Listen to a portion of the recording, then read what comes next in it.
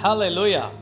मैं आपके लिए पढ़ूंगा दानियल उसका 10वां अध्याय और 20वें पद की सिर्फ पहली लाइन को।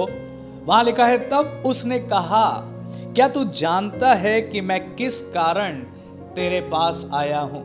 स्वर्गदूत डैनियल के पास आया और स्वर्गदूत ने डैनियल से क्या कहा? क्या तू जानता है मैं किस कारण तेरे पास आया हूं? और फिर आगे वो वर्णन करने लगा कि परमेश्वर ने किस कारण से एंजल को डैनियल के पास भेजा ना। जो विचार मेरे सामने उठता है वो ये है कि परमेश्वर के प्रकाशन और परमेश्वर के विजिटेशंस हमेशा किसी पर्पस से होते हैं।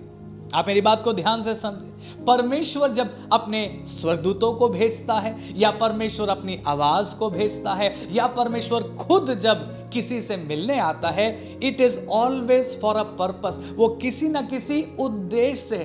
तभी तो स्वर्गदूत ने डैनियल से कहा, क्या तू जानता है मैं किस कारण आया हूं? See, there is always a reason. जो बात मैं सिखाना चाहता हूं वो ये है कि हम परमेश्वर के प्रकाशन और परमेश्वर के विजिटेशंस को कभी भी हल्के से ना लें। अक्सर मैंने देखा है लोग बड़ी लाइटली बात करते हैं परमेश्वर के विजिटेशंस के बारे में। वो ऐसे शो करते हैं जैसे मानो हर छोटी बात के लिए ही उन्हें दर्शन या सपना मिल जाता है। उन्हें राह चलते ही कोई सपना मिल जाता है और अच्छा है, हो सकता है परमेश्वर चाहे तो जरूर वो आपको अनेकों दर्शन और अनेकों स्वप्न दे सकता है। लेकिन प्रियो, बाइबल पढ़ते समय अक्सर हमें ऐसा पैटर्न दिखाई नहीं देता, बल्कि बाइबल के बड़े बड़े योद्धाओं को, उनके जीवनों को उठाकर देखिए, जिनको बार बार परमेश्वर मिलने आता था। उनके लिए भी एक मुलाकात से दूसरी मुलाकात के बीच में कई बार लंबा समय होता था। और मैं इसको यूं समझता हूं, जब परमेश्वर किसी को एक मुलाकात देता है तो फिर परमेश्वर इंतजार करता है कि जो बात उसने कही है या जो बात उसने डिपॉजिट करी है उस व्यक्ति के अंदर, पहले वो उस बात को पूरा करे। और जब वो उस बात को पूरा कर लेगा तब परमेश्वर दोबारा मिलने आता है और दोबारा उस व्यक्ति को कोई काम या असाइनमेंट देता है। लेकिन प्रियो, इस बात में बड़ी गंभीरता है, हम लाइटली ना लें। बस मैं इतना ही सिखाना चाह रहा हूं। हम हल्के से नहीं ले सकते। कल सुबह स्वर्गदूत आया था, उसने ये कहा, और फिर दोपहर में भी स्वर्गदूत आया और उसने ये कहा। प्रियो, ऐसी गलती में ना पड़े या ऐसे कई बार मेड अप विजिटेशंस में ना पड़ जाए, बल्कि केयरफुल रहिए और इस बात पर गौर करिए। स्वर्गदूत ने आकर डैनियल से क्या कहा? मैं यूं ही नहीं आ गया, मैं इवनिंग वॉक करते हुए नहीं आया हूं तेरे पास। मैं किस कारण से आया हूं, ध्यान से उस कारण को सुन ले और समझ ले। प्रियो, क्या परमेश्वर आपसे बात करता है? क्या परमेश्वर आपको अपने दर्शन देता है?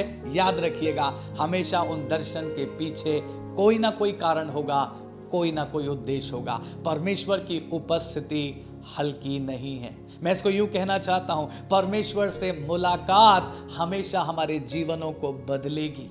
अगर कोई क्लेम करता है कि परमेश्वर उससे मिलने आता है या परमेश्वर के स्वर्गदूत उसके पास आते हैं और फिर भी उसका जीवन बदल नहीं रहा है, तो कहीं ना कहीं चेक करने की जरूरत है। कहीं ऐसा तो नहीं कि हमारे अनुभव सिर्फ हमारे मन से ही हैं या हमारी सोच से ही है। प्लीज इस बात को केयरफुली लीजिए। परमेश्वर के विजिटेशंस, परमेश्वर के रेवलेशंस हमेशा उद्देश्य से होते हैं। परमेश्वर से मुलाकात कोई हल्की बात नहीं है।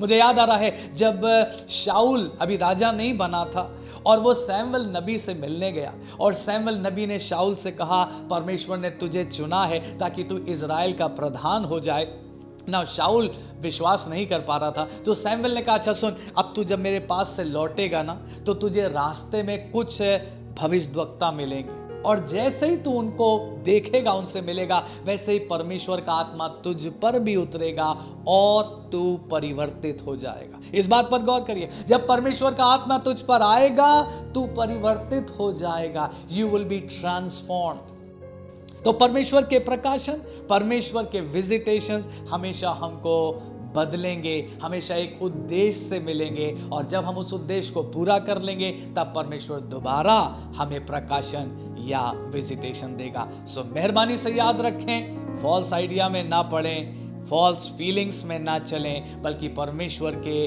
प्रकाशनों को गंभीरता से लें। परमेश्वर और अधिक आपको रेवलेशन दे, और अधिक आपको विजिट करे, लेकिन हमेशा आप उस विजिटेशन के उद्देश्य को, पर्पस को पूरा कर पाएं। प्रभु आपको अनुग्रह दे, प्रभु आपको बहुत आशीष दे।